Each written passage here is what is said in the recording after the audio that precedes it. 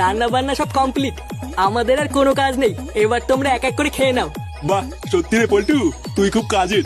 কত সুন্দর সবকিছু রান্না করে ফেলেছিস। আমি তোদেরকে যতই আলবাল বলি না কেন, তুই কিন্তু সত্যি একটা ভালো ছেলে। হ্যাঁ হ্যাঁ, থাক থাক, আর তেল মাখাতে হবে না। আমরা এখন একটা জায়গায় যাব, আমাদেরকে আর ডিস্টার্ব করবো না। আচ্ছা ঠিক আছে, এবার তোরা যেখানে খুশি যা। পল্টুদা, তাড়াতাড়ি চলো, ওদিকে কেলো হয়ে গেছে। কি বলছিস? কেলো হয়ে গেছে মানে? হ্যাঁ গো পল্টুদা, আর একটা মালের বোতলও নেই। কি মালের বোতল নেই মানে? হ্যাঁ গো, আমি গিয়ে দেখছি ফাটা সব মালের বোতলগুলো একাই মেরে দিয়েছে। কি বললি? ফাটা সব মালের বোতল একা মেরে দিয়েছে মানে? আমরা কি এখন বাল খাবো নাকি? হাই গুড মর্নিং, মালের পিকনিক। লেওরা 3 দিন ধরে মাল খাবো বলে অপেক্ষা করছি।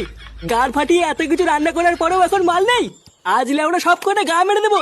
ওই ফাটার সেটা আজ আমি চিরবই। চল তো। ঝুড়ি বা আমাকে না দিয়ে পেটি খেয়ে নেবে। সব কথা গা মেরে দেবো। ইয়ে মানে বলছিলাম কি পল্টু, বাচ্চা ছেলে ভুল করে ফেলেছে, ক্ষমা করে দিলে হয় না? হ্যাঁ করবো তো, ক্ষমাই তো করবো। ওর সেটা চিরে সব মাল বের করে তারপরে ক্ষমা করবো।